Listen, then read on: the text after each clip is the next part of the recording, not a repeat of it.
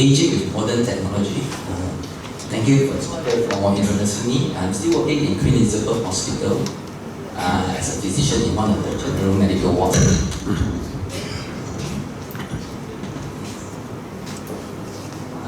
Disclosure, I have no conflict of interest. Okay, my contents, I think 4 things I need to talk about. Some introduction, what is aging? What's happening to our body while we are aging? What can we do about that? And how can technology help us while we are aging? All of us are getting old, including me. So probably in this room, I'm probably the youngest. But no doubt about it, we'll be getting old. According to the World Bank, we are actually from aging society. We already passed the aging society in 2020, where 7% of our population is already more than 65 and above. 21 years from now, 14% it will double up with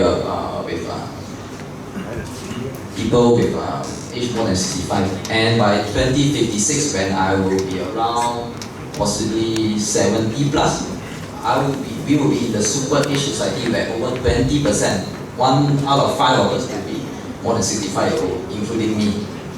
So, as we getting more and more old, how can we deal with the growing numbers warga emas in our country? I don't have an answer, but I hope by that time technology can help us to cope with the increasing amount of warga emas. Just a quick introduction or explanation what happens to our body when we age. Apa yang jadi bila kita menua? Basically, everything in our body will start to slow down. Our capacity from 100% drop 70, 50, or even lower as we age. And when we start to get aged, our body function. Our body function when we are young, at 30 years old, that is the peak of our time. After that, it will slowly decline in the function, the strength, and your endurance. So what happens in your body? When your mind, if you're getting old, you start to get your processor speed. Your mind is like your computer CPU, so you cannot process things as fast as last time. You need more time to do a job, a task. Even your senses, your eye will start to, you have raba mata, your hearing cannot hear that well, even your taste the food not that sedap anymore. A lot of things will happen. Your skin will start to get more thin, easily bruised, not able to protect you from cold and heat that well. You'll be more susceptible for heat stroke or extreme weather, coldness. Your immune system, your askar that fight the infection also will be already cannot fight that well, so you easily get sick.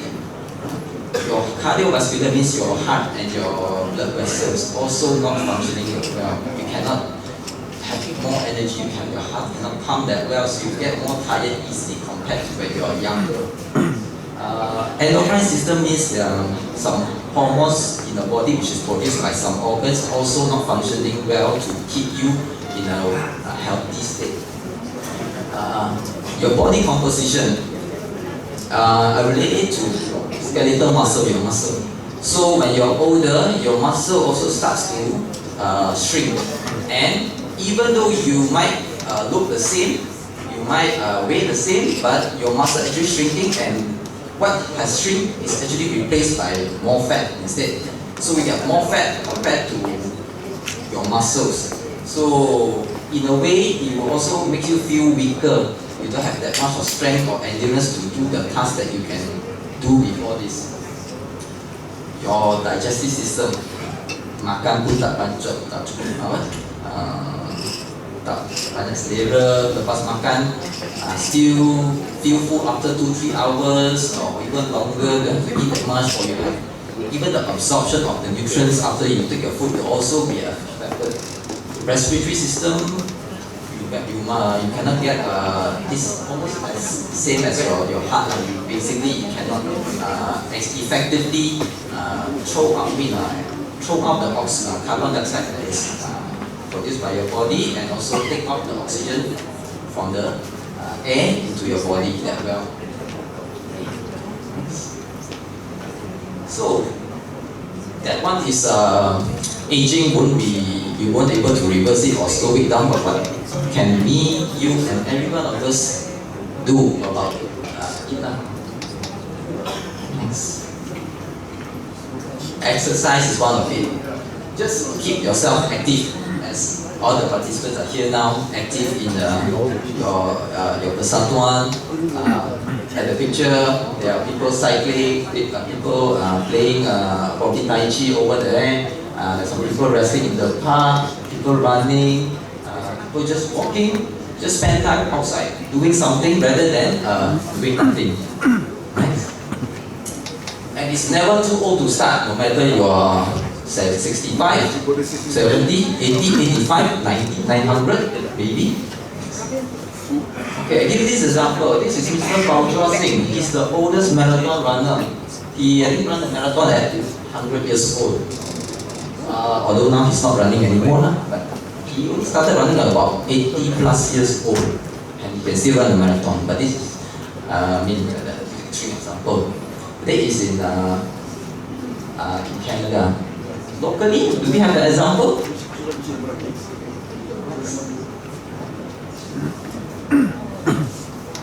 Anyone remembers this article last year? Pakcik Puatim Balandang yang naik Gunung Kinabalu masuk umurnya 90 tahun. So he is actually an active person. Before this, he's already doing cycling and boxing. So apa boleh, makcik pun boleh. So never too old to start exercising. How much is exercise? Definitely you will ask me, doctor, exercise berapa kuat saya kena exercise? First thing is, asal you gerak, as long as you exercise, you move your body, is better than doing nothing lah. That's one. Recommended 150 minit dalam setiap minggu. So dalam satu minggu boleh bahagi lah. Itu dalam moderate intensity. Nanti saya akan cakap apa itu moderate intensity, what is it? Or at least 75 minutes of vigorous intensity yang lebih kuat. And tambah juga dengan 2 days of muscle strengthening, kasih kuat balik muscle dengan some exercises that stretches, increase your flexibility, kasih balance supaya tak senang jatuh. So the picture down there, there's a lady doing some stretching exercise.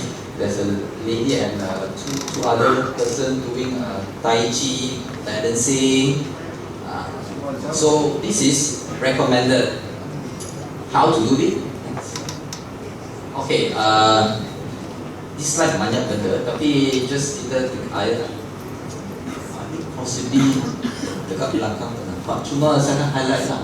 So exercise, exercise adalah is a plan, structured, and repetitive. So gerakan yang berulang-ulang, jogging, swimming, semua tu. Dan berapa intense? If I say moderate intensity adalah seperti exercise contoh lah, brisk walking, water aerobic, ballroom dancing, gardening. Di mana kamu punya effort, usaha tu, you can still talk during the activity, but you cannot sing, and you can say some words without pausing of breath lah. So that is moderate intensity. As you punya apa yang you boleh buat. Kalau vigorous intensity ada seperti jogging, aerobic dancing, heavy gardening, di mana you can't even say a few words without tahan nafas dan cakap lagi. That is vigorous. Okay, so your exercise should have some aerobic exercise where you do it long, so sustained period. The keyword is sustain. Ano buat dia lama. Balance training adalah seperti you balance, you jalan backwards, jalan sideways, you stand on your heel instead of your toe. Or you can do Tai Chi. This will to help your balancing. Flexibility is stretching your hamstring, your calf, triceps. Okay. The other thing is, don't forget about exercising. Is not just about aerobic, doing jogging, running, walking. You have to do strength. Strength is like you need to angkat berat, tapi tak semestinya pergi gym. Just angkat barang berat boleh. Kita pun nanti saya ada sedikit contoh di mana exercise strength training boleh buat di rumah juga. Just a few pictures. So, but all of us are different. Some of us might have knee osteoarthritis, tak boleh jalan jauh sakit. So, exercise untuk sakit itu adalah mungkin berlainan untuk orang lain. So, have to get proper consultation from doctors or even physiotherapists. They will be able to guide you and prescribe. The keyword is prescribe because exercise actually a form of medicine for your capacity. So example of resistance strengthening, kalau orang muda-muda buat press up dekat lantai, kalau kita yang lemah sikit tak payah press up dekat lantai, we can actually do press up on the wall. So it's easier. You can do 5 times or even up to 10 times. That's one set. You can do it 2 or 3 sets. If you boleh, then you can gradually lower the thing. You can do it on the table instead, so it's more how to say, instead of straight, now you're getting more sengit, then until you can do it flat on the floor. In example, flexibility is something like this. Just you don't need anything. You just have to slide body sideways. Just flex your tulang belakang spine. So simple exercises can be done at house. You don't need to be in the gym or it must be done in the padang permainan. So a lot of things can be done at home. You don't need a lot of things to begin. Okay. This one I get it from our neighbor Singapore. They even publish some articles. This one 5 exercises for seniors where you can just see boleh buat kat rumah. Marching on the spot, side stepping, lift up the hand, just test your balance. The ones are all pushing the same. Sit to stand, you just need a chair. You just need to stand up from the chair but without using your hand. Your hand must be somewhere on the shoulder.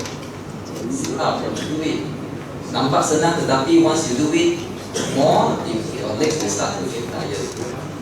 And the other thing is just walking. So simple exercises to keep yourself moving, active, and healthy. Don't forget, apart from exercise, nutrition will be important.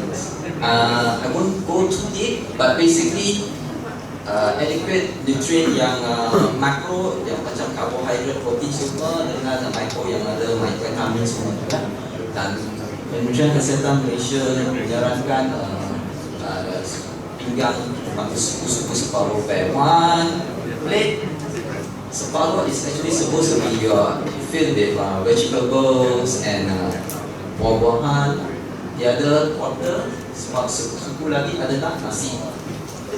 The other suku would be protein-based things like ayam, ikan, lembu. Don't forget alcohol and tobacco cessation as well.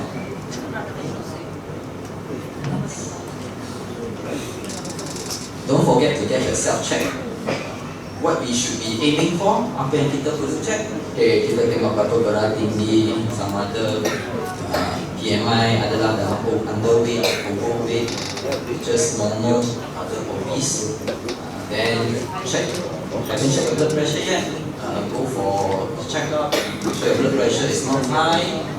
Some basic blood tests, looking at your sugar level, maybe you have undiagnosed diabetes, your blood count, your kidney function, your liver function. Some other tests might be needed, like ECG, look at your heart, X-ray, look at maybe a chest, urine test. Don't forget to get your eyes checked if you need spectacles. Or tak boleh dengar dah, maybe you need some hearing aid. Or you have problem with teeth, you might need denture. This is important because kalau tak ada gigi, macam mana nak makan KFC atau ayam semua, so enough protein, then you stick bubur, then you have enough nutrition. Okay. If you have urinary problem, maybe it's incontinence. Incontinence means kadang-kadang kencing betul sendiri, bila batuk ke apa, so mungkin ada masalah dengan your bladder, or maybe the muscles that helps you to hold your urine might be the problem. Any memory problems, very forgetful, maybe you have to formally get it tested. Immunization, elderly actually needs a yearly influenza vaccination. Other than that, COVID-wise, I think nowadays KHEEN haven't given a new recommended guidelines, so and the other thing is BMD. BMD is a bone marrow density where setengah orang tulang sudah rapuh, terutamanya di kalangan wanita lah, di mana after menopause tak ada hormon estrogen yang membantu mengekalkan kekuatan tulang. Di mana once you just fall down, very simple fall like this, you might get a fractured hip or fractured the back. So if you have osteoporosis, the condition of osteoporosis, you might need medication to restore your bone health. Bagi buat apa, tengah hari buat apa, petang buat apa, tapi you can add in some variety in a certain day so you don't feel bored. If you have memory problem, you want to have difficulty in ingat balik apa yang sudah laku, sometimes it's just good to just talk to your spouse or to your family about what happened in the day. Let's say you talk to them in the evening, what happened in the morning, afternoon, so it will help you to exercise your brain to remember better. Plan ahead. If you want to do something, so probably you have to list it down earlier, set in the calendar, your schedule to do tasks, how to do it so you won't feel rushed. And when you don't feel rushed, you can do one thing at a time. Because when we are older, we cannot focus on too many things happening. You are cooking, and then the phones are ringing, you're talking to your friend, and then the delivery man come and send about the barang from what you order from Lazada. So a lot of things happening. So one thing at a time, and try to put everything important in one place. Your keys, your wallet, your handphone. Memang ada satu tempat khas in your house to put it there. So if you remember forward, that's the first place you need to look. Not your key is in the kitchen table, your wallet is in your room, your other things is another place, so you'll be looking up and down for it. And timing of the task is just, kalau you hari ni ada banyak kerja mau buat, you just do the biggest task that you need to do in the morning where you have the most energy. Otherwise, bila petang dah letih baru mau buat, then tak ada. Okay, so how can technology help? I just give a few examples. Smartphone. Semua orang ada smartphone sekarang kan?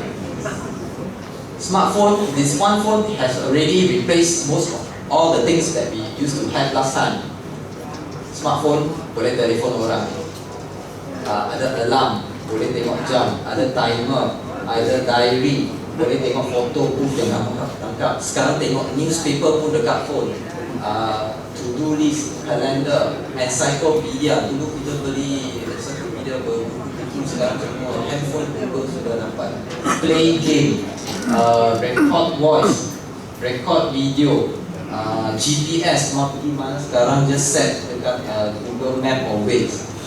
Torchlight pun ada, surf internet pun boleh, main game pun boleh. So everything smartphone, if you haven't being comfortable in using smartphone, it's a good time to use it and help us to organize a lot of things. Alarm, appointment, you can talk to your family and friends, group chat, you can even do banking now. You can even order your taxi or Grab to go anywhere. You can even order food now. You can even order groceries. So this technology will be one of the most important ones to help us in the future. Fitness tracker. How many of you have fitness tracker? The Fitbit or those kira berapa langkah sehari tu? Ada? So it will help you to count how many steps you walk in the day. Some of it even can check your oxygen berapa. If you wear it sleep, some of it even can bagi tahu you berapa jam you tidur bagus ke tidak, check you punya degupan jantung berapa. Kalau you buat exercise, you boleh tengok berapa lama exercise. So over the years, the months, then you will say, oh, I have already walked for this year alone. I already walked maybe 100 km. Achievement. So it can help you. Upgrade from those fitness tracker would be some smartwatch. Nowadays, there are some smartwatch that actually detect heart rhythm. I won't mention what the brands are, not affiliated with this. So, but only they can detect one heart rhythm. It's called atrial fibrillation. Atrial fibrillation adalah degupan jantung yang tak sekata, di mana kadang-kadang dia cepat sikit, kadang-kadang perlahan sikit. What is the problem with atrial fibrillation is this condition can lead to some blood clots in your heart. If it goes out, if it goes to the brain, the blood clot stuck in the brain there, you will cause stroke. If it goes to your kaki, sumbat di kaki, nanti kaki tak ada oksigen, hitam, semua tu lah.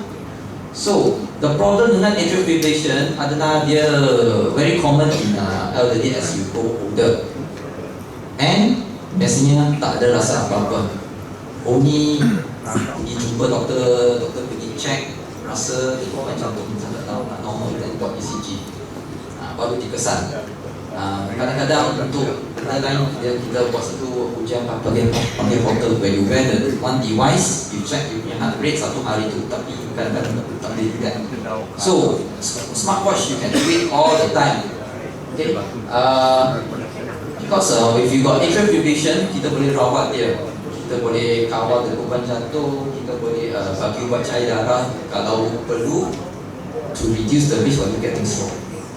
Okay, in some cases, maybe cardiologist akan buat procedure untuk hapuskan atrial fibrillation. Okay. So the only problem is atrial fibrillation. Kalau you kata, oh bagus ni, can you detect heart attack? When I have chest pain, check can have heart attack or not? No, it cannot. Just that it can only detect atrial fibrillation. So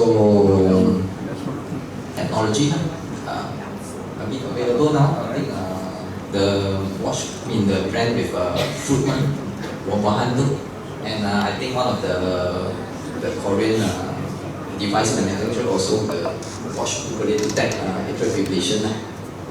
And once you got that, you can actually download it dekat your phone, boleh print itu dan boleh tunjuk doktor saya ada masalah ni. Technology. Next. Home blood pressure monitoring. Dulu jumpa doktor baru cek tekanan darah. Benda yang pam tu. Nowadays even in our hospital we don't use that one already. The manometer, we all use the digital. So always encourage people to check the blood pressure at home also. So one of the technology also you can check blood pressure at home. Some even have the function of memory, how much your blood pressure, and you can actually record and show to the doctor. This is actually recommended by the guideline already lah. Di mana the second last one, we encourage patients to do home blood pressure monitoring because it will help you tell whether your blood pressure is controlled or not. Not controlled, you probably definitely, once you see the next appointment, you see doctor tell blood pressure at home is still tinggi, doctor need to increase medicine. So it will membantu doctors to have to control blood pressure. And it's I mean, not that expensive. I think you can get it 100 plus. I think in some of the pharmacy. Next.